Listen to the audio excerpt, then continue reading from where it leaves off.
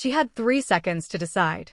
Let the most powerful man in Seoul swallow poison in front of 400 witnesses, or press her mouth to his and torch every safe, quiet thing she had ever built. The flute was already at his lips. Waitstaff weren't permitted within 6 feet of the groom's table. Armed men stood at every corner. And Naomi did the one thing a hotel events coordinator should never, under any circumstances, do. She grabbed Kang Seo-jun by the jaw and kissed the dragon himself. Before we discover anything, I need you to help me build something special. This tale is about to take you on a wild ride, and I'm creating a community of people who love these stories as much as I do. Welcome to City of Tales, besties. We just reached 100 subscribers. Please kindly show your encouragement by hitting the like and subscribe button. It would mean a lot to me. Thank you to those who already subscribed before now. You inspired me to keep creating more videos like this. Hey family, before we go any further, I need something from you. Drop a comment right now and tell me where in the world you're watching from and what time it is. Your comments are the heartbeat of this channel, and they keep these stories alive. And if you haven't subscribed yet, do it now, because what Naomi does next is going to leave you completely speechless. The ballroom detonated into noise. 300 conversations collapsed into silence and then exploded back louder in the wrong direction. A champagne flute hit the floor somewhere to Naomi's left and shattered like a starter pistol. Men who had built their reputations on never blinking reached inside their jackets. Women who had spent 3 hours perfecting their composure lost it in a single second. Chandeliers caught the shimmer of chaos and threw it across walls draped in white orchids and imported silk. Kang Seo-jun did not move. He stood exactly as he had been standing, his custom charcoal tuxedo unmarked, his jaw solid under Naomi's hands, the dragon coiled at his collar barely visible above the bone white of his shirt. He was the most feared man in the Korean underworld, and right now, he was also the most still person in the room. The kiss lasted 4 seconds. In those 4 seconds, Naomi felt her entire future collapse and reconstruct itself into something she didn't yet recognize. When she pulled back, close enough that her breath still touched his, she kept her voice below the roar of the room. The champagne. Don't drink it. Something is in it. Hands took hold of her before the sentence finished. Security yanked her sideways with enough force that her heel snapped off the ground. Her uniform jacket twisted. Someone shouted in Korean. 2 more voices answered from directions she couldn't track. Chairs screamed across marble as syndicate lieutenants stood, bodies coiling toward whatever came next. It was the bride who screamed loudest. Get her away from him. Now. Get her out of this room. Now. Haun stood on the riser in her crimson gown, and whatever composure she had rehearsed for this evening was disintegrating in real time. She looked like a woman watching the roof of a house she'd built fallen on itself. Her voice cracked on the last word. Naomi didn't fight the guards. Her pulse was hammering so loudly she could barely hear the room. But her eyes didn't leave Seo-jun's face. She needed something from him. A sign. Anything that said the last 4 seconds hadn't been the end of her. For a long moment, his expression gave her nothing. Then his gaze dropped, slowly, deliberately, to the champagne flute still in his hand. Enough. The word was quiet. Surgical. Release her. The guards hesitated. Their grip stayed tight. Sir, she attacked you at your own wedding in front of your guests. Seo-jun turned his head exactly 1 inch. His eyes reached the man who had spoken, and whatever they communicated made the guards' fingers go slack. I said release her. They let go. Naomi stood in the sudden absence of restraint, her heart still hammering, her heel still broken. Across the stage, Han's face had gone from fury to something colder and more dangerous. Seo-jun, she said, her voice dropping to silk over stone. You can't be serious. She humiliated us. She humiliated this family. In front of everyone who matters. He didn't look at Han. His eyes had not left Naomi. Then he raised the champagne glass, tilted it sideways, and poured it onto the marble at the edge of the stage.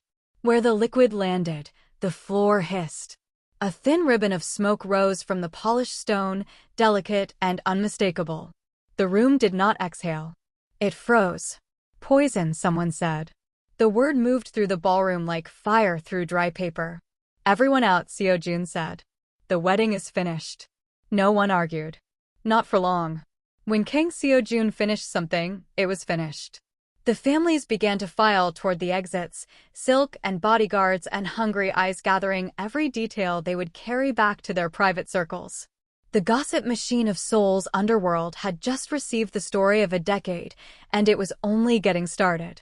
Naomi stood in the center of the emptying room, her legs barely holding her. She had done it. She had warned him.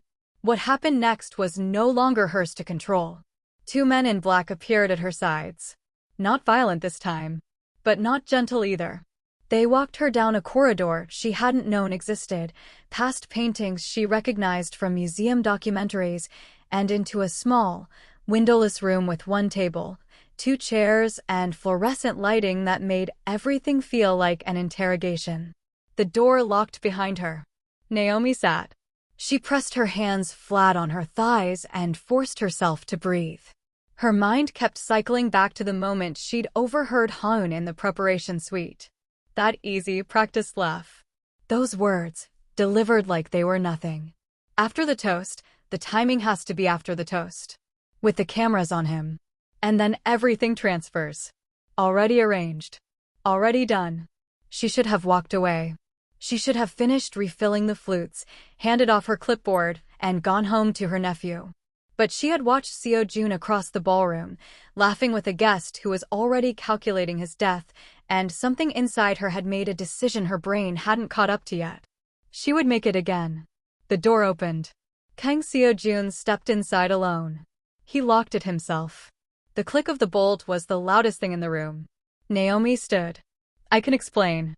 "Sit down." She sat. He didn't. He moved to the table with the kind of deliberate calm that takes years to build, removed his jacket, folded it over the chair back, rolled his sleeves. The dragon tattoo unwound down his forearm like something alive. He set the empty champagne flute on the table between them. "You saved my life," he said. Her throat tightened. "Yes." "Why?" The question sat in the air and didn't move. Naomi looked at him. Those dark eyes had seen things she couldn't imagine and had stopped flinching at all of it. "Because I saw what was happening and I couldn't unknow it." She paused. "I couldn't watch someone die when I had the power to stop it. Even someone like you." His eyebrow shifted slightly. "What does that mean? Someone like me? Someone with enemies willing to poison a champagne glass at a wedding with 400 guests. Someone surrounded by people who are afraid of him." She met his gaze. Someone who might not expect a stranger to care whether he lives. He studied her. Not predatorily. More like a man who had found something that didn't fit any category he had previously used. "The kiss," he said. "You planned it." "No." Naomi shook her head. "I panicked. There were guards at every approach. No one was going to let me close enough to whisper anything. The kiss was the only way I could think to get near you without being stopped." She swallowed. "I'm sorry. You're apologizing for saving my life. I'm apologizing for the method." Something moved across his face. Not a smile, but the architecture of one. "What's your name?" "Naomi Webb." "American." "American enough. I coordinate events for the Latte Grand. Your wedding was my account." Silence dropped between them, heavy with things being calculated on both sides. "What are you running from, Naomi Webb?" The question hit her somewhere she hadn't braced. "I'm not running from anything." "Your hands shook before you kissed me," he said. "That wasn't fear of me or fear of what might happen after. That was fear you arrived with. Old fear. The kind that lives in the body." She looked down at her hands, which were still not entirely steady. "You're very observant." "I stayed alive this long by being observant." His voice was calm. "So tell me." She shouldn't. She didn't know this man. She knew his name, his reputation, the shape of the dragon on his throat. That was everything and nothing. But she told him anyway. "I have a nephew. Darius. He's 15. His mother, my older sister, she died 2 years ago. Overdose." Naomi's voice went flat the way it always did when she said it out loud. "I got emergency custody. I moved him here from Atlanta so I could keep my job and afford the school he needed. Everything I do, every shift I pick up, every event I take, it's for him. She looked up. That's what I was thinking about when I kissed you. Not heroism. I was thinking that if you died and someone found out I'd overheard something and done nothing, people like the ones in that ballroom don't leave loose ends. Seojun was quiet for a long moment. You're right, he said finally. We don't. Naomi's blood went cold. Which is why you are in considerably more danger right now than you were 2 hours ago. She stared at him. Hoon isn't only my fiancé. She's the heir to the Chongseong family. This wedding was a political treaty, a decade in the making. By stopping that toast, by exposing her in that room, you didn't just save me. You incinerated an alliance that cost years and a great deal of blood to build. He looked at her without apology in his eyes, just clarity. Han will not come for me. I am too dangerous to move against directly. But you? You're an events coordinator with a teenage nephew who takes the subway to school. What do I do? Naomi's voice came out smaller than she wanted. I can't leave. I have Darius. I have Elise. I have. You cannot go home tonight. His voice was flat but not unkind. The moment this building empties, Han's people will begin gathering your information. Where you live. Where he goes to school. Who loves you? He paused. Your nephew is already being watched. The cold moved through Naomi's chest like something being poured. You have to let me fix this. Let you. She almost laughed.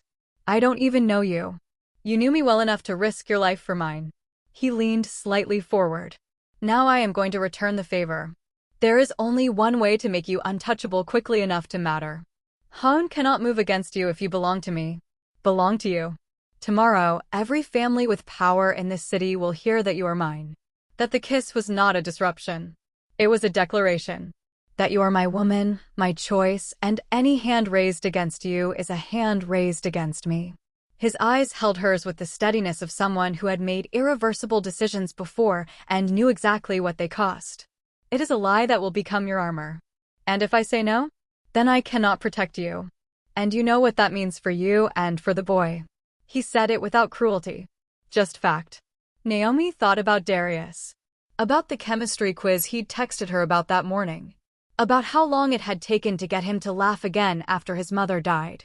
About everything she had rebuilt from rubble, just the two of them. She didn't have a choice. She had never had one. How long? She asked quietly. Until the thread is gone. Until I dismantle Han's reach and remove every traitor from my organization. Then you're free. You go wherever you want. I'll make sure you can afford to. And Darius? Protected the entire time. As if he were mine. The dragon studied her. When it is done, he stays protected even after you leave. I don't have to keep promises. Naomi exhaled slowly. The walls of the cage settled around her, smooth and expensive and absolute. Okay, she said. I'll do it. Seojun nodded once. Welcome to the arrangement, Naomi Webb. I will do everything within my power to make sure you both survive it. He moved toward the door to begin making calls. And Naomi sat in the quiet of the locked room and understood, with terrifying clarity, that the most dangerous thing about this agreement wasn't Han's revenge or the syndicate's reach. It was the way her breath had steadied when he said he kept his promises. The way the most feared man in Seoul had somehow become the only person in the room who felt safe. She had seen Han drop the powder from a small glass vial into the ceremonial champagne flute with the ease of someone who had rehearsed it until it became muscle memory. Naomi had been at the credenza near the preparation suite alcove, adjusting the lineup of dessert trays, when Han swept in with 2 of her attendants and dismissed the room. One attendant stayed. The vial appeared. Han's fingers moved quickly, white powder dissolving into gold liquid before the pour was even complete. And then she handed the flute to her attendant with instructions to place it at the groom's seat for the toast. The dessert tray nearly went sideways. Naomi caught it. The glasses clinked. No one noticed. Around her, the reception moved forward in its curated perfection, string quartet threading through the air, guests draped in couture, 2 families performing unity for cameras that would carry the images to papers across the country. And at the end of the room, Kang Seo-jun was laughing with a guest while the glass that would kill him sat waiting at his place setting. Naomi thought about the guards. Half belonged to his family, half to Han's. She had no idea who answered to whom. She thought about approaching the MC, the venue manager, anyone official, but the ceremony was already beginning. The MC was calling the room to attention. Guests were rising, turning toward the stage, reaching for their glasses. Seo-jun's hand moved toward the poison flute. Naomi set down her tray. Her body moved before the rest of her could object. Through the crowd, past couples and bodyguards, and the edges of conversations that went silent as she cut through them in her coordinator's uniform. A guard stepped into her path. "Staff, don't approach the stage. I have an urgent message for Mr. Kang." She said it with the authority of someone who handled emergencies for a living, because she did. From the kitchen. About the dessert service. A nut allergy flag on one of the VIP tables. The guard hesitated. Behind him, Seo-jun's hand closed around the stem of the flute. Naomi didn't wait for clearance. She moved around the guard's left side and up the stage steps in 3 fast strides. The room erupted. Voices. Scraping chairs. Someone's shout cutting through the music. But Naomi's eyes had already found the target, and her hands had already found the lapels of Seo-jun's tuxedo, and her mouth had already found his before her brain had finished processing the magnitude of what she was doing. She kissed him. She held it for 2 full heartbeats, long enough to get her lips close to his ear, and she said it. "The champagne is poisoned. Don't drink it." She felt the change move through his body like a current. The flute slipped from his fingers. It hit the stage and exploded, champagne fanning across the polished wood, and where it landed, the surface hissed. Wisps of smoke rose from the stage floor like something sighing. The room went silent. Han's scream shattered it. Not a gasp. Not a cry of alarm. A scream of pure, undiluted rage. The sound of a plan collapsing in front of everyone who mattered. Guards grabbed Naomi from both sides. She didn't fight. Her eyes stayed on Seo-jun's face while he looked at the hissing champagne, then at Han, and then at Naomi, working through the arithmetic of the last 60 seconds. "Don't move her." The guards went still. He looked at Naomi the way you look at something you don't have a category for yet. "Who are you?" "Naomi Webb.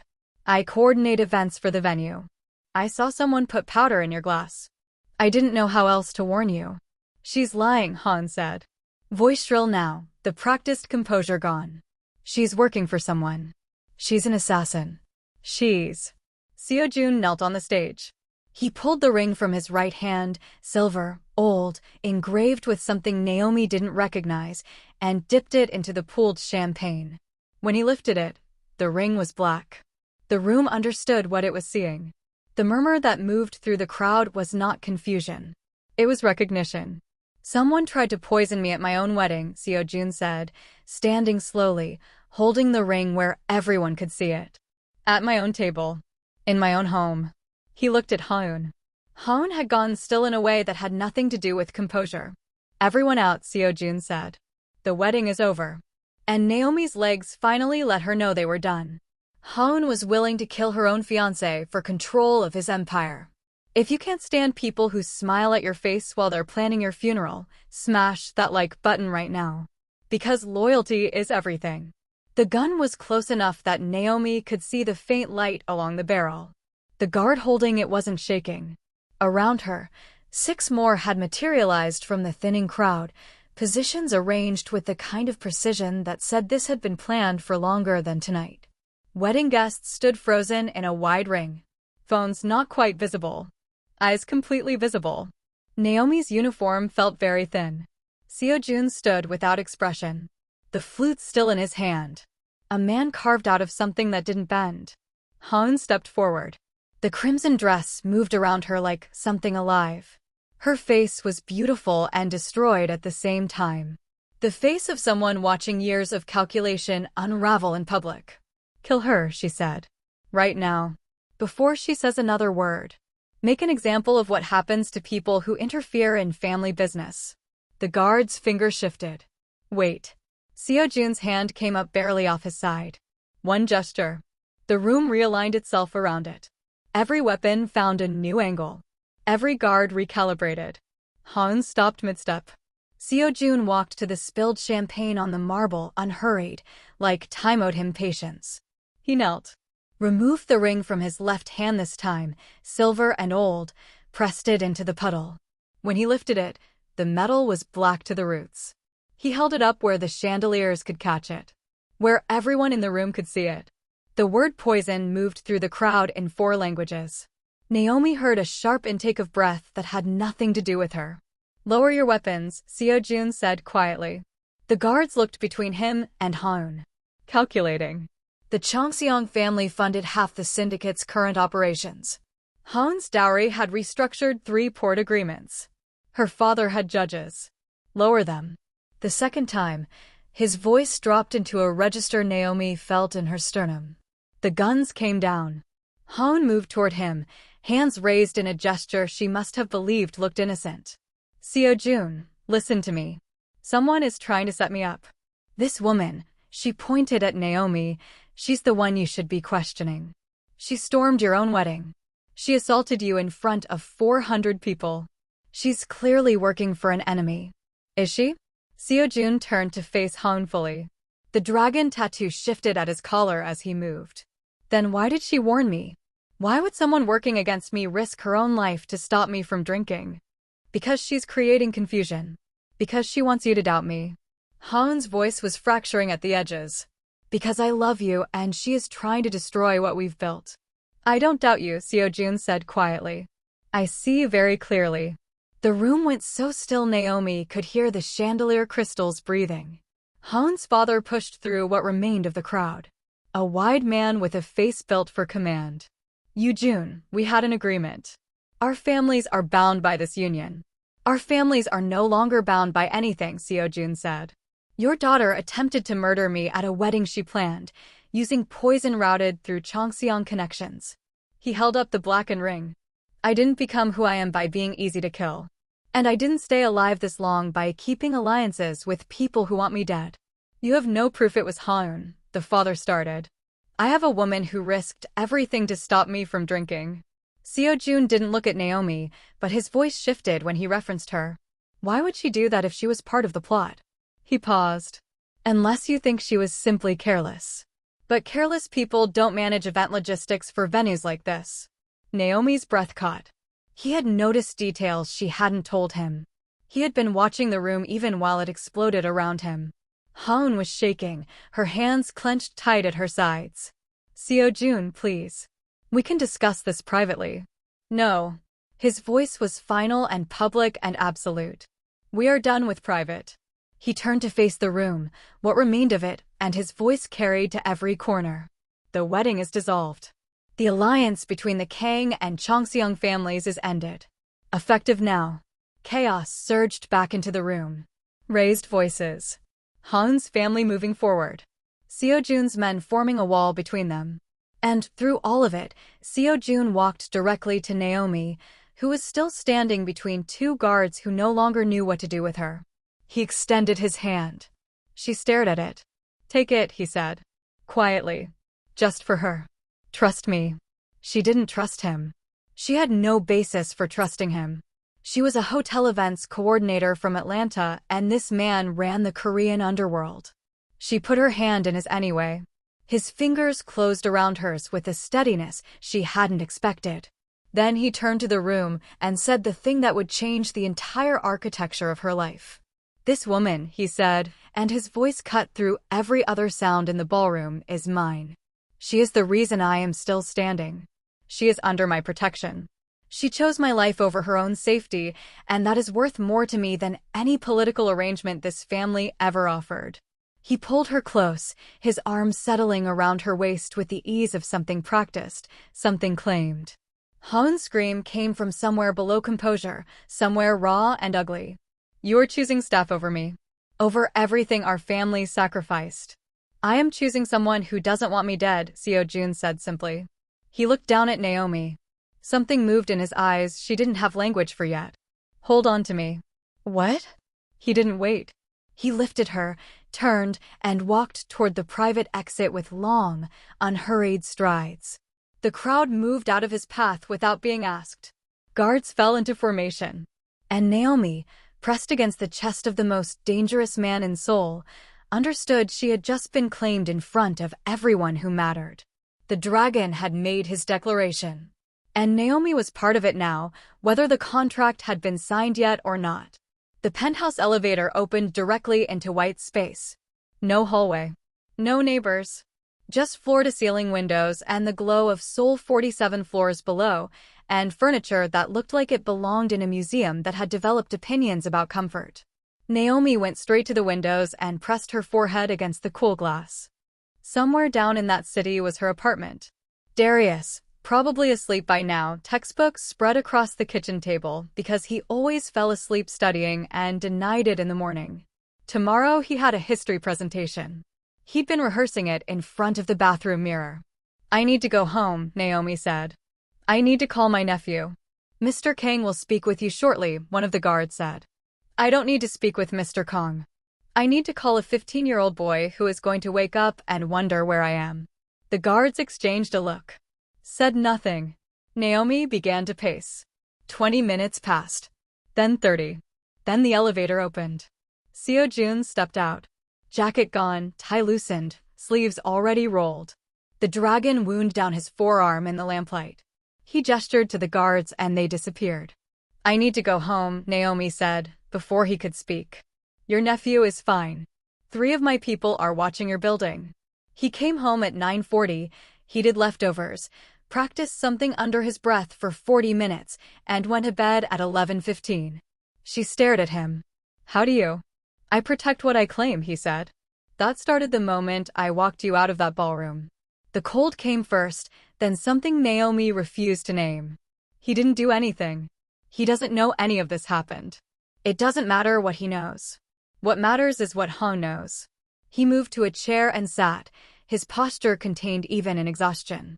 "By now, she has your name, your address, your employment history, and the name of every person you've called more than twice this month." He met her eyes. "Your nephew would not have been safe tonight without the people I put in place." Naomi sank onto the edge of the sofa. The weight of the evening finally fully landing. "Then let me disappear. I'll take Darius and we'll leave Korea. We'll go back to Atlanta. We'll start over somewhere else entirely." "Han's family has reach across 12 countries," Seo-jun said. "They control checkpoints and passenger databases. You wouldn't make it to Incheon Airport before someone made a call. And even if you did, what kind of life would that be? Running. Looking behind you. Waiting." He leaned forward. "And watching a 15-year-old boy wonder why his whole world keeps exploding." Naomi pressed her palms together in her lap to stop the trembling. "So, what am I supposed to do?" "You're supposed to let me handle this." He stood, walked to the windows where she had been standing, and looked out at the city. "I can make you untouchable quickly enough to matter. But it requires something from you. The arrangement. Han won't move against you if the story holds. If every powerful family in Seoul believes you are my real choice, not a liability, not an embarrassment, but the woman I chose over a decade-long alliance." His voice was steady, clinical. "They will not test that. Not when the cost is war with me. And Darius? Is protected as an extension of you. Which means he is protected as an extension of me." Seo-jun turned from the window. "No one touches him. He goes to school. He gives his presentation. His life continues." Naomi looked at her hands, then at the man across from her. The dragon was still visible above his collar, curling toward his jaw. "How long?" "Until the threat is gone. Until I eliminate the traitors who knew about the poison and didn't stop it, and until Han is no longer in a position to reach you." He held her gaze. "Then you leave. With enough money that you never work 3 jobs again. Darius goes to any university he chooses. You build whatever life you want, anywhere in the world. And if I say no? Then you walk out of here tonight with no protection and no story, and Han's people find you before morning." He said it without drama. Just fact. "I cannot protect someone who won't let me." The cage was gilded and real, and she had walked herself into it by kissing a man she didn't know to save a life she had no obligation to save. She would do it again. "Okay," Naomi said. "But I have conditions." Seo-jun's expression shifted slightly. "You're negotiating. You said I was brave enough to kiss a mafia boss in front of 400 people. Naomi sat up straighter. I'm brave enough to negotiate terms. The corner of his mouth moved in a way she couldn't quite classify. Darius doesn't know anything about this, she said. He thinks I work late. I want to keep it that way. I need to see him in person. I need to know he's actually okay, not just hear that he is. Agreed. And no real intimacy. Naomi's voice held. This is business. Protection in exchange for a performance. Nothing more than that. Seojun looked at her for a long moment. Something moved through his expression that she couldn't trace. Then he nodded slowly. Nothing you don't freely choose. But you should understand that in public, every gesture has to be real enough to hold up under scrutiny. You must look at me like you know me. Touch me like you've chosen me. Anything less, and the story breaks. I understand. Then we have a deal. He extended his hand across the space between them. Formal. Exact. Naomi took it. His grip was warm and unhurried and somehow more steadying than it had any right to be. Welcome to the arrangement, Naomi Webb. I will do everything in my power to make sure you and the boy come out of this hole. She believed him. That was the most terrifying part. She believed the dragon. Seojun is doing the right thing in a terrible situation. If you believe protection should be earned through loyalty, not purchased through fear, hit subscribe and comment Team Naomi right now. Let's protect her together. The contract appeared at 7 in the morning. Delivered by a woman in a charcoal blazer who introduced herself as Seojun's legal representative and didn't blink when Naomi answered the penthouse door in borrowed pajamas with dark circles and a posture that said she had not slept. 8 pages. Legalese wrapped around something simple. She would play the role. He would provide protection and compensation. She could leave at any time, but the protection left with her. She signed it with shaking hands. Seojun appeared an hour later in another black suit that had nothing in common with the tuxedo except the color and the way it made him look like someone buildings moved around. He sat across from her at the kitchen island and placed his phone on the table between them like a prop in a meeting. We need a story, he said. How we met. Why we kept it quiet. Why I chose you over a 10-year political arrangement. Naomi wrapped her hands around her coffee. Can't we just say it's private? Then they fill in the blanks with whatever version makes you weakest, he said. In my world, a story you don't tell becomes a story someone else tells for you. He met her eyes. We need the narrative. Fine. What is it? 8 months ago. You were coordinating an event at one of my hotels. A difficult client, a vendor crisis, something with the florals and the lighting rig. You handled it in front of me without losing composure and without asking for help. He leaned back. I noticed. That's specific. Details are what make lies hold weight. I sent word through your venue manager that I wanted you personally assigned to future events. You suspected why and made it professionally difficult. I gave you the runaround. For 4 months. Seojun's expression was composed, but something behind it was almost amused. You were not interested in being the reason a powerful man's engagement became complicated. You have too much integrity for that. So you were persistent. Patient. He tilted his head slightly. There's a difference. Persistence is pressure. Patience is respect. Naomi was quiet for a moment. And the engagement? Arranged when I was 22. A structure built before I understood what it would cost to live inside it.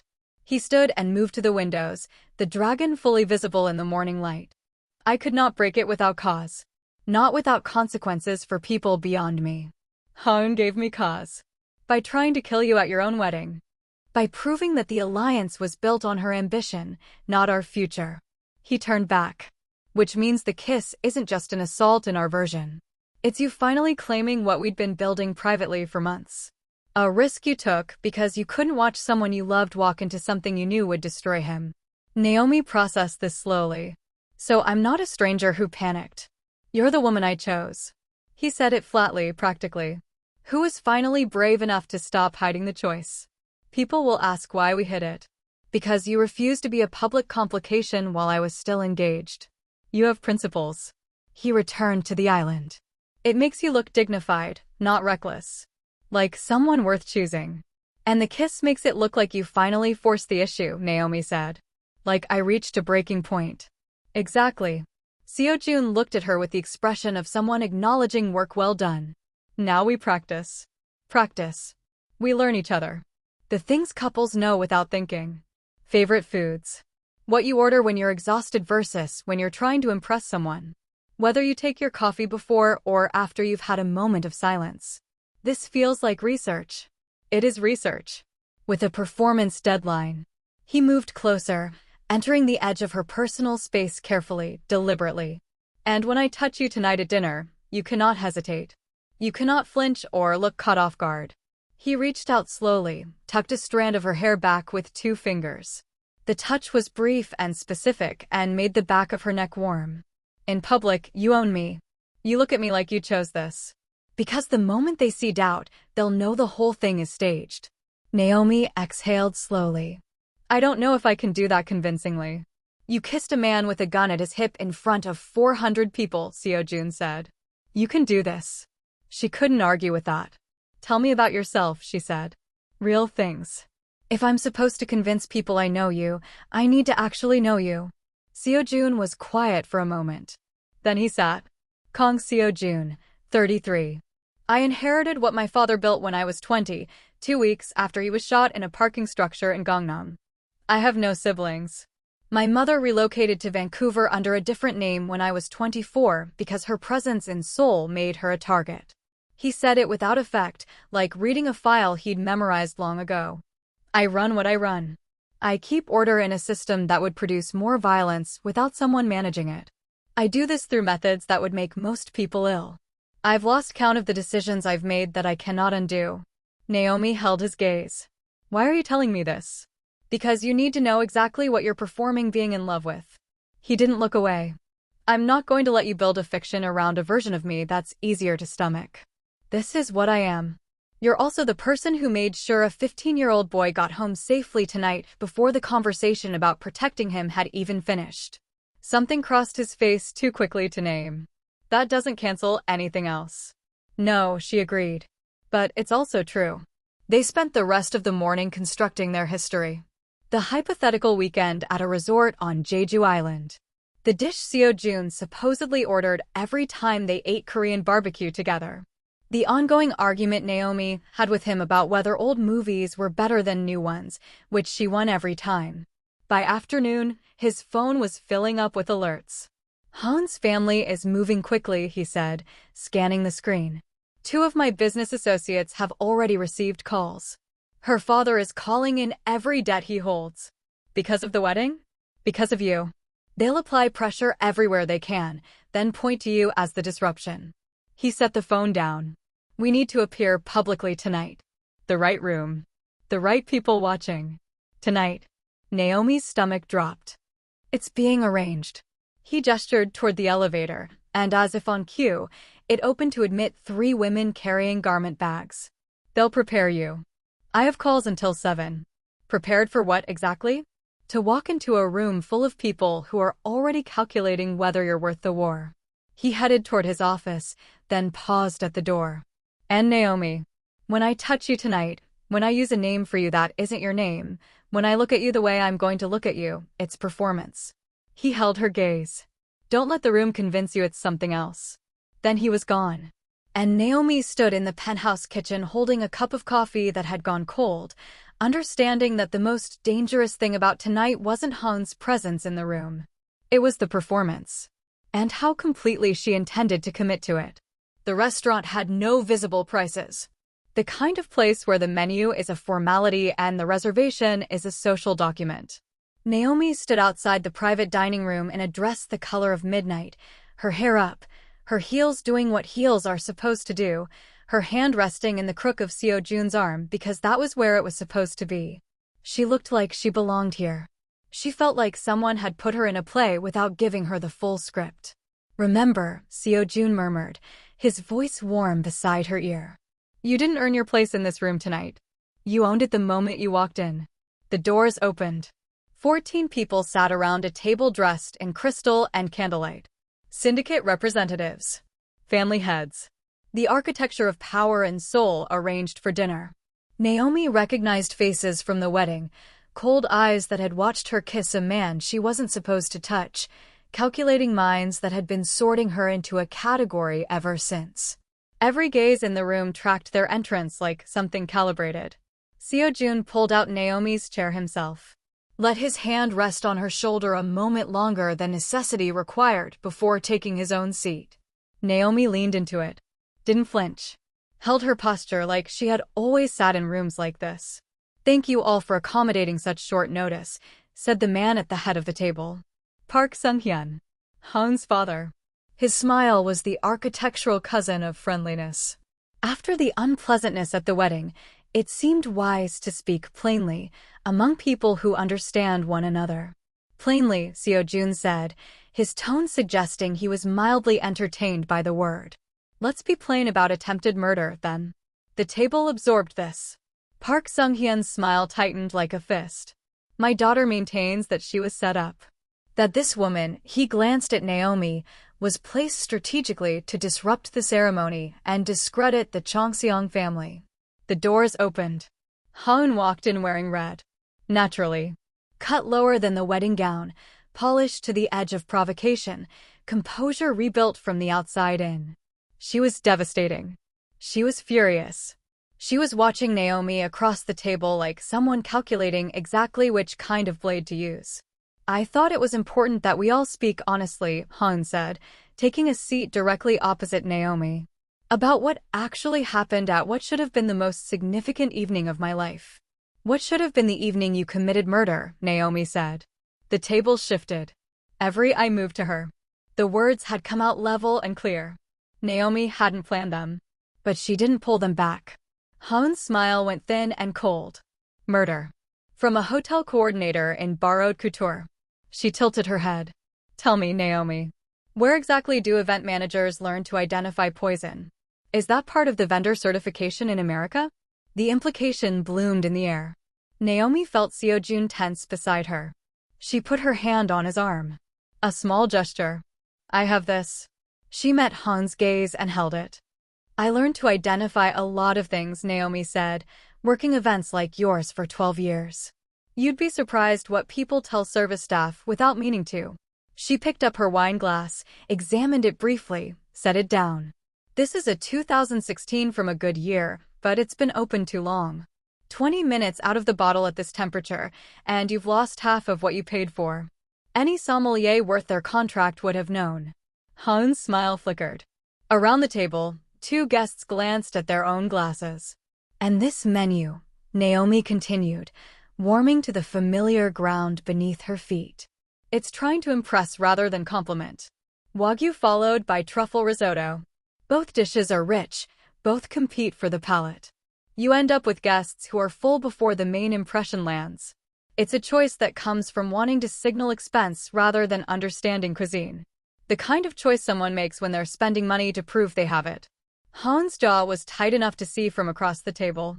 You have no business critiquing anything at this table. And that bag, Naomi said pleasantly, is last season's Bottega. Which is lovely, of course. But wearing a recognizable season at a table like this tells people you want them to notice the label rather than the person carrying it. She smiled. It's a small thing. Just an observation. The silence that followed was the kind that fills a room completely. Han's face had cycled through 3 expressions and landed on something that hadn't finished forming. She has every right to speak at this table, Seo-jun said, his voice quiet and final. Because she is mine. And she knows more about taste and quality and what actually matters than most people in this room have taken the time to learn. He looked at Han steadily. That is why I chose her. From Naomi's left, one of the family matriarchs leaned slightly toward her.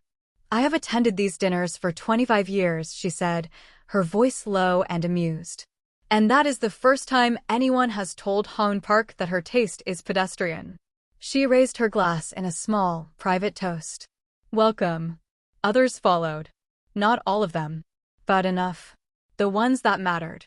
Houn's carefully constructed narrative about the wronged bride, the scheming outsider, the disruption, was dissolving under the weight of Naomi simply being exactly who she was. The dinner continued. Houn tried twice more to find a crack. Both times, Naomi deflected using the vocabulary of her actual expertise, the language of the rooms she had managed for a decade, the rooms where people like Hoon expected to be invisible in plain sight. Service staff are invisible until we decide not to be, Naomi thought. That's always been the secret. At dessert, one of the wives leaned toward her. How do you stay so composed? Hoon has been throwing things at you all evening. Naomi almost smiled. Difficult clients, she said simply. 12 years of them. The table laughed. Hoon's expression curdled. When the evening ended, Seo-jun helped Naomi with her chair and guided her out with his hand at the small of her back. As they passed Hoon, Naomi heard something hissed in Korean. Seo-jun responded, quiet and low, and whatever he said made Hoon go still. In the car, Naomi finally let herself exhale all the way. You did well, Seo-jun said. I was terrified the entire time. I know. He studied her in the dim light. You didn't show it once. He paused. Where did that come from? The wine. The menu. The bag. Naomi looked out at Seoul moving past the tinted windows. People like Hoon forget that the people serving them are watching. I've been watching rooms like that for 12 years. I know what real quality looks like because I've spent a decade arranging it for people who don't know the difference. Seo-jun was quiet. My father used to say, he said finally, that the person who understands a system is more dangerous than the person who owns it. Naomi turned to look at him. He was almost smiling. And for one unguarded second, it looked entirely real. She turned back to the window before she could let herself feel the full weight of that. Hoon thinks status is something you purchase. If you believe respect has to be earned and can't be faked for long, drop a like and comment earn not bought. Let's see who agrees. The shot came through the penthouse window at 2 in the morning. Naomi was already awake, lying in the guest room with the ceiling above her, reviewing the evening in her head the way she always reviewed events after they ended, cataloging what held and what didn't. The sound of shattering glass was unmistakable. Then a second shot. Then shouting in the hallway. She hit the floor before she'd made a decision about it. The door opened hard. Stay down, Seo-jun said, and then he was there, pressing her lower with one flat palm while his other hand held a gun Naomi hadn't known he was carrying. His undershirt had a dark stain spreading from his left shoulder. Don't move. Don't speak. She didn't. Gunfire from the living room. Return fire. Something heavy dropping. Then a silence that went on long enough to start mattering. Seo-jun answered his phone. Listened. The line of his shoulders shifted. He looked down at Naomi. It's done. 2 shooters. Hoon testing the perimeter. He straightened slowly. You can get up. Naomi stood. Her borrowed pajamas were twisted around her. She looked at the blood soaking through the shoulder of his shirt. You're hit. It's a graze. Nothing structural. You're bleeding onto the floor. Sit down. The command came out before she'd decided to give it. Seo-jun looked at her with an expression she couldn't read. Then he sat on the edge of the bed. Just sat, without argument, like something in him had decided it was allowed. Naomi found the first aid kit in the bathroom, the kind of kit that said someone in this penthouse had needed it before. She knelt beside him and peeled back the blood-soaked fabric. A graze. She'd seen worse from Darius's skateboard years. She got to work. Clean. Disinfect. Bandage. Don't think about the cause. You've done this before, Seo-jun said. My nephew went through a phase, she said. I got good at damage control. He watched her hands as she worked. Something in his posture had shifted. The architecture of control that was always present had loosened in a way she hadn't seen before. You're not asking what happens next. I already know what happens next, Naomi said, tying off the bandage. Hoon knows where you are, which means she knows where I am. Tonight was a test. There'll be more until you neutralize her. She sat back on her heels and looked up at him. I'm not naive, Seo-jun. I knew what this arrangement meant when I signed it. Do you? He stood, and the space between them shrank. Because you're shaking. I was shot at. That's a reasonable response. You were shot at because of me. Because I claimed you and made you visible in a way that made you a target. His voice had gone rough around the edges in a way she hadn't heard before. You should be furious. Would you let me go if I was? The silence sat between them like something with weight. No, he said. Because letting you go means letting you die, and I don't break my promises. Something in his voice shifted lower. Not strategy. Not calculation. Something rawer than either. His hand came up slowly. He brushed his thumb across her cheekbone and it came away wet. She hadn't known she was crying. Why does it matter this much? Naomi heard herself ask. I'm no one. I'm a hotel coordinator who made a decision in a moment of panic. You don't owe me this. You saved my life. He said it simply, like it answered everything. In every world, that creates a debt nothing else comes close to. He was still watching her face, his thumb still near her jaw. You saw everything I am and you treated the wound anyway. You should have left me bleeding. It would have been safer for you. That's not who I am. I know. His other hand came up to frame her face. That's what I mean. That's the part that's... His phone buzzed on the nightstand. Both of them went still. Seo-jun stepped back. The distance restored itself between them like something snapping into place. He answered the call with his usual controlled efficiency. Whatever he heard reorganized his expression. The doctor is downstairs, he said when he hung up. He'll check the wound. I dressed it correctly. I know. Protocol. He moved toward the door. Paused. He didn't turn around. Naomi. I never wanted this wedding. Hone was arranged when I was 23, before I understood what I was building or what it would ask of me. I tried to want it. I couldn't. He paused longer. I wanted something that chose me back. Something that knew what I was and didn't calculate a way to use it. Naomi didn't speak. Wanting something doesn't mean it's mine to have. His voice was quiet. Not in this life. Get some sleep. Security will be doubled by morning. He left. Naomi sat in the guest room with her hands in her lap and the ghost of his touch still on her face, and understood that the contract had become the least complicated part of this arrangement. He had told her not to confuse the performance with something real. She was starting to think he'd said it because he needed to hear it as much as she did. Han thinks she can break what's real by targeting what's vulnerable. If you believe the wrong people always reveal themselves eventually, hit subscribe and comment. The dragon protects his own. Let's get this video to 10,000 likes for justice. The photo came through at 3:17 in the afternoon. Naomi was at the kitchen island reviewing a catering brief Seo-jun's assistant had cleared her to handle remotely, an attempt at maintaining the surface texture of her normal life, when the image loaded on her screen. It took her brain 3 full seconds to accept what she was seeing. Darius. Tied to a chair in a room with concrete walls and industrial lighting. His school hoodie on, the one with the broken drawstring he kept meaning to replace. His hands bound behind him. Fear on his face so real and specific it was like a fist to her sternum. A figure in dark clothing stood behind him, holding something that caught the light. The text beneath the photo was 4 words. You. For him. 1 hour. Naomi's phone hit the floor. She couldn't breathe. The room wouldn't stabilize. Darius, who still had nightmares about the hospital where his mother died. Darius, who had started laughing again, really laughing, in the last 6 months. Darius, who had a history presentation tomorrow morning and had been rehearsing it in front of the bathroom mirror. Miss Webb. The guard in the corner was already on his feet.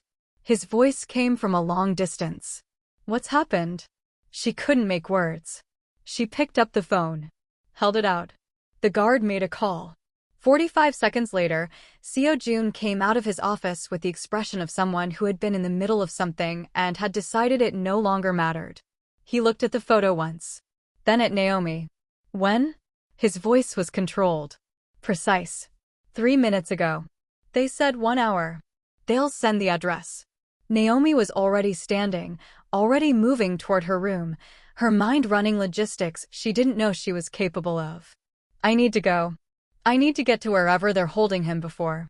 Seo-jun's hand closed around her wrist. Not painful. Immovable. You're not going. They have Darius. He's 15 years old. He doesn't know anything about any of this, and they have him, and I am not standing in this penthouse while. If you go, they kill you both. Seo-jun's voice was flat and exact. That's the plan. You arrive alone, frightened, willing to give anything. They execute you for what you did to Han's plans, then they eliminate Darius because he's a witness and they were never going to honor the trade. I don't care. Naomi tried to pull free. He held. You do care. His grip steadied rather than tightened. You care about him living. That's why you're not walking into this. His eyes held hers, steady and specific. Trust me. I don't have any reason to trust you. You have every reason. He released her wrist. Because in the last 72 hours, I have done nothing I didn't tell you I would do. He turned to his team and began issuing instructions in rapid Korean. Phones appeared. Maps pulled up.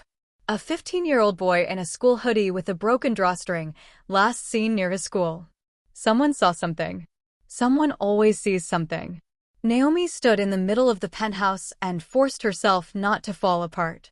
You said he was protected, she said, her voice breaking at the edge. You said your people were watching the building. They were watching the building. Han's people intercepted him between school and home. His jaw tightened. That's on me. Not you. Naomi pressed her hand over her mouth. I should have anticipated this.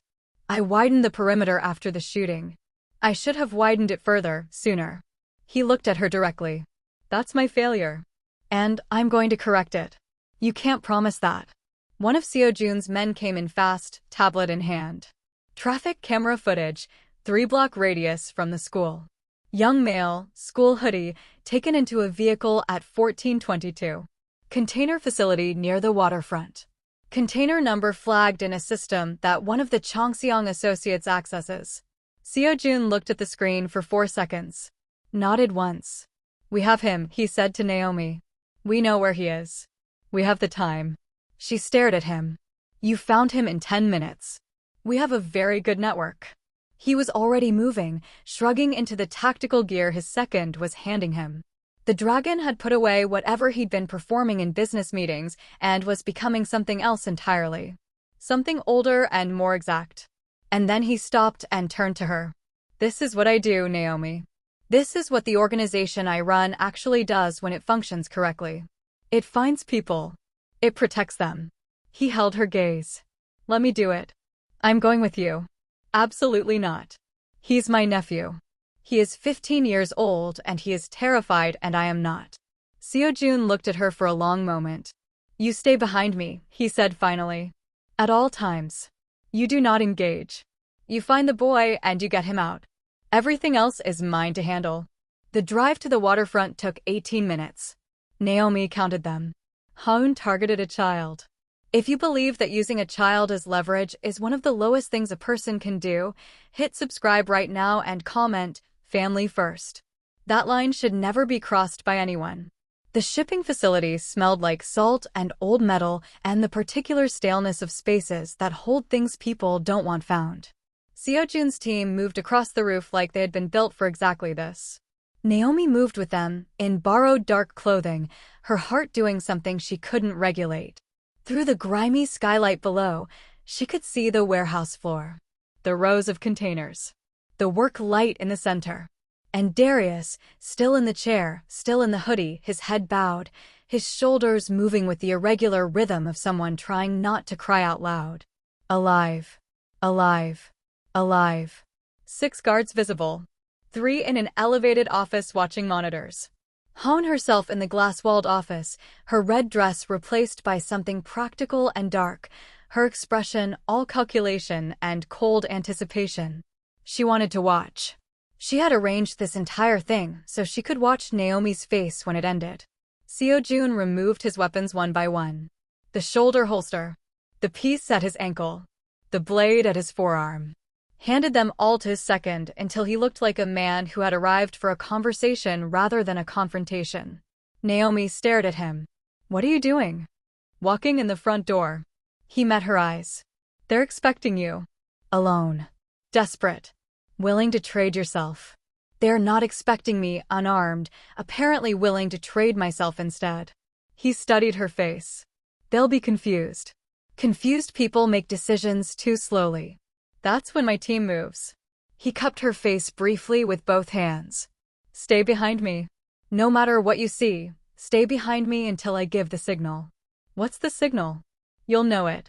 They went in through the main entrance at a walk. Guards converged instantly, weapons raised, Korean and English overlapping. Seo-jun raised his hands, kept walking. "I'm here for the boy," he said clearly. "Haun wants leverage over me. I'm the leverage. Better deal than a child." The guards looked at each other, reached for their radios. Haun's voice came through the speaker in the ceiling. "US Seo-jun. How remarkably sentimental of you." She paused, and Naomi could hear the recalculation happening in real time. "You're supposed to be the cold-hearted one." "I'm here," Seo-jun said. "Let the boy go." "And miss the chance to make you watch something that hurts you?" Haun's voice had an edge that hadn't been there at dinner. "You humiliated me. You chose her over everything I offered. Over everything our family's built. You made me small in front of everyone who matters." She paused. "So yes, you're going to watch. And then I'm going to take everything you have left." Seo-jun was still walking. Slow, deliberate, closing the distance to Darius with the patience of someone who had done this before and knew exactly when to stop being patient. He was 8 feet away when the guards moved to block him. And then he stopped being a man in a dark shirt. The signal was nothing. It was a shift in his weight, a breath, a decision that moved through his body before it moved anywhere else. And then he was motion, pure and exact, a guard's weapon arm twisted in a direction it wasn't designed to travel. The gun clattered free.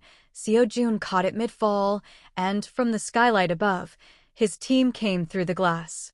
The warehouse erupted. Naomi ran. She hit the ropes on Darius's wrists with both hands, her fingers slipping and then finding purchase, the knots giving way in stages. She was pulling the tape from his face before the second knot was fully loose. "I've got you," she said. She said it over and over. "I've got you. I'm here. I've got you." "Naomi." Darius's voice was raw from crying and swallowing it. His arms came around her the moment they were free, and he held on like a person holds something they thought they'd lost. Behind him, the sound of the fight was fast and violent, and then, suddenly, less. Then almost nothing. He was on his feet. His legs shook. She kept her arm around him. And then from the shadows to her left, a guard she hadn't seen emerged with a gun aimed at center mass. Not at Seo-jun. At her. Her hand found a length of metal pipe on the floor before the thought was complete. The swing connected with the guard's forearm. The gun skittered sideways. He went to one knee. Behind her, she heard a second movement, quieter, more patient. A man who had been waiting for an opening while everyone else made noise. "Seo-jun," Naomi screamed. She grabbed the fallen guard's weapon with both hands. She had never held a loaded gun. She fired. The recoil knocked her back a full step. The shot went wide, but it made the second guard flinch. And that was enough. Seo-jun turned in the time the flinch bought him. 2 shots. Clean. Final.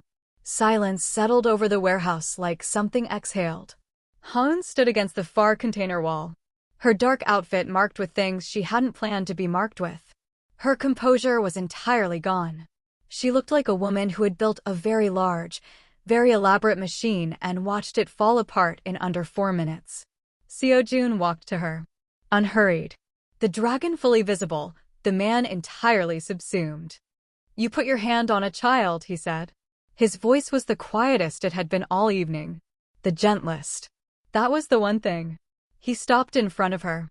"The one thing in this world that I will not allow anyone to justify, regardless of the provocation.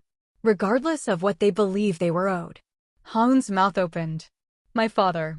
The families. You can't.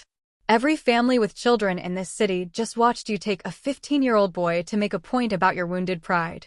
Seo-jun looked at her without fury, which was somehow worse than fury. "You ended yourself tonight. Not me." He turned his back on her, which was the final dismissal, and walked to where Naomi stood with Darius held close against her side. He looked at the boy for a moment. At the hoodie with the broken drawstring. At the tear tracks drying on a 15-year-old's face. Then he looked at Naomi. "You saved my life," he said. "You saved his," she said. Her voice broke on the last word. "We're even." "No."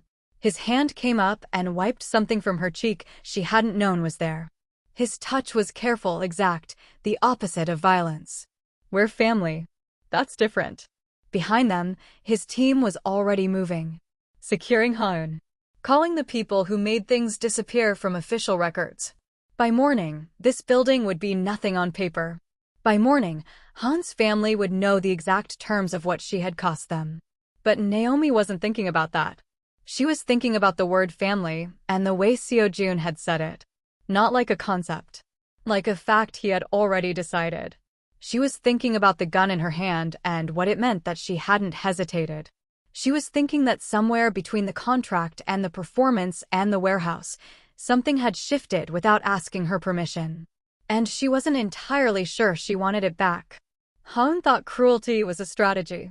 She forgot that the people she underestimated were watching and waiting and stronger than she knew.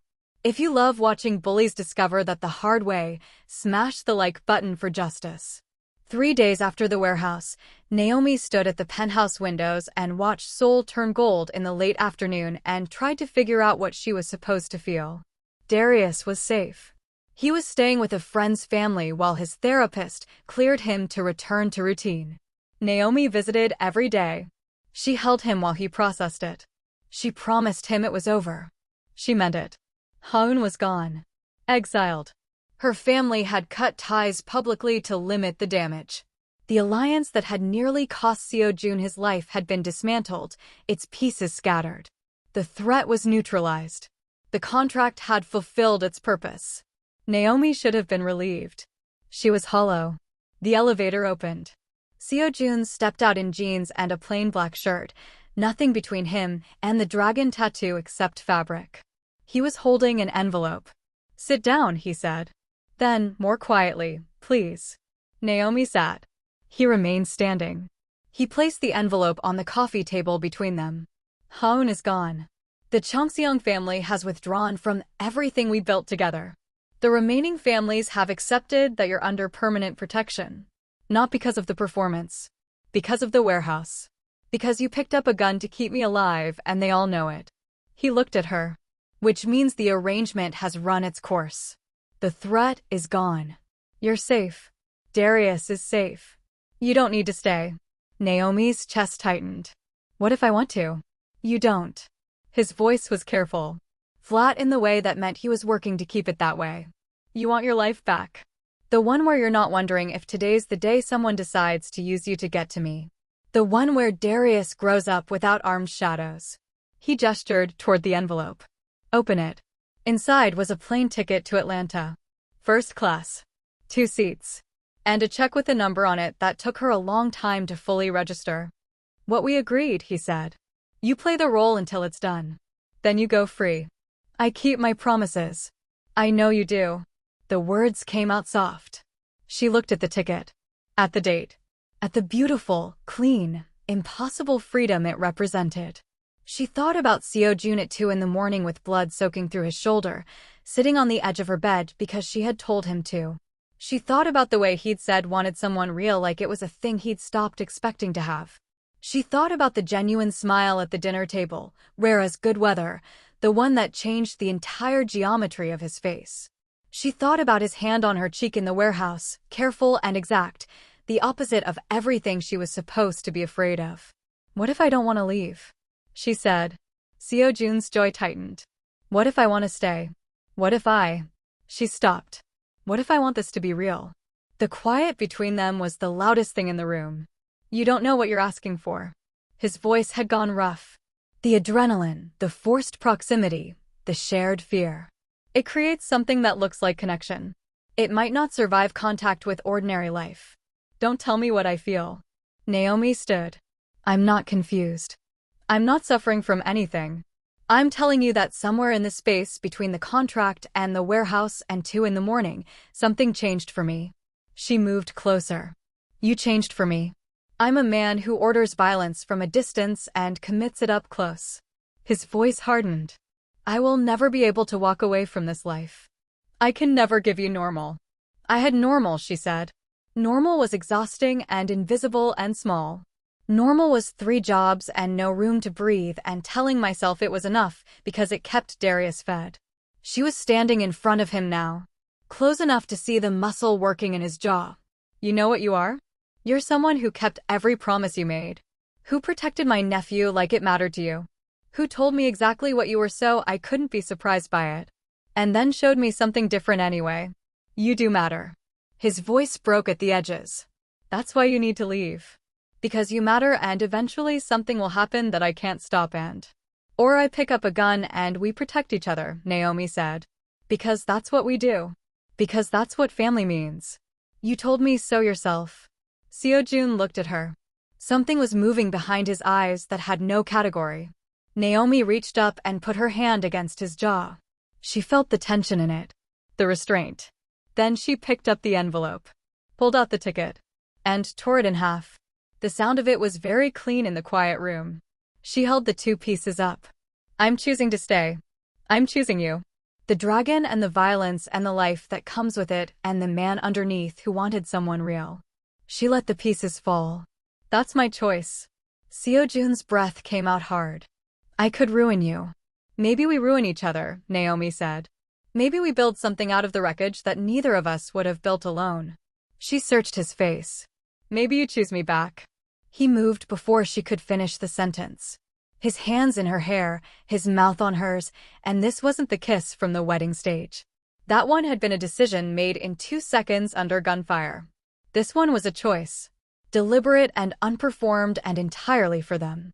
Naomi kissed him back with everything she had held in check since the night she'd stood on a stage and changed both their lives forever. When they finally separated, both of them breathing like they'd been running, he pressed his forehead to hers.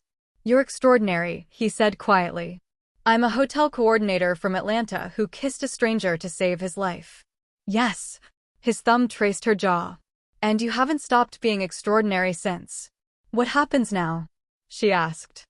Now we figure out what we are when no one is watching. When there's no contract and no performance and no audience calculating our worth. He pulled back just enough to see her face. He looked almost nervous, which was the most human she had ever seen him. Now I ask you something properly. He didn't reach for her hand. He didn't look away. Naomi Webb, he said. Will you marry me? Not for politics. Not for protection. Not for the story we built to survive. Just because you're the only person I've met who saw all of it and stayed. Because wanting someone real and finding them is something I don't want to walk away from. Naomi thought about Darius, safe and healing. She thought about the empire that could be reshaped by people who understood what loyalty actually meant. She thought about the dragon tattoo and the man underneath it, and the night she'd torn a plane ticket in half because the life it offered was smaller than the one she was already standing in. Yes, she said. All of it. I choose all of it. 6 months later, Naomi stood in a private garden in a dress the color of warm gold, not white, because this wasn't a beginning made of innocence, and not red, because that color had already said everything it had to say. Darius stood beside her, 17 now, in a suit that finally fit his shoulders, his face open in a way that had taken 2 years to grow back after his mother died and had not closed since the warehouse. The guest list was small. The families that had proven themselves. The alliances worth keeping. The people who had accepted, over 6 months of public appearances and private dinners and one very visible rescue operation, that Naomi was not a political tool or a temporary arrangement. She was Seo-jun's actual choice. No red dresses. No powder in the champagne. No agendas dressed up in congratulations. When Seo-jun kissed her this time, it was slow and reverent and completely without performance. A promise made in front of people who already believed it. Naomi looked out at the faces watching her and saw respect where there had once been calculation. She had not been born into this world. She had not bought her way in. She had walked into a ballroom on a Wednesday evening to manage an event, seen something she couldn't ignore, and made a decision in 2 seconds that had rewritten everything. The dragon had found someone who would look him in the eye and stay. And Naomi had found something she hadn't known she was looking for. A life that asked everything of her. A man who gave everything back. It wasn't the safe choice. But the safe choice was a plane ticket she had torn in half and let fall to a penthouse floor, and she had never once looked back. If you believe that the right love finds you in the most impossible places, smash that like button and subscribe for more stories that remind you why loyalty, courage, and choosing each other against all odds is always worth it. Drop a comment and tell me what you loved most about Naomi's journey. And share this with someone who needs to hear that the bravest thing you can do is stay for something real.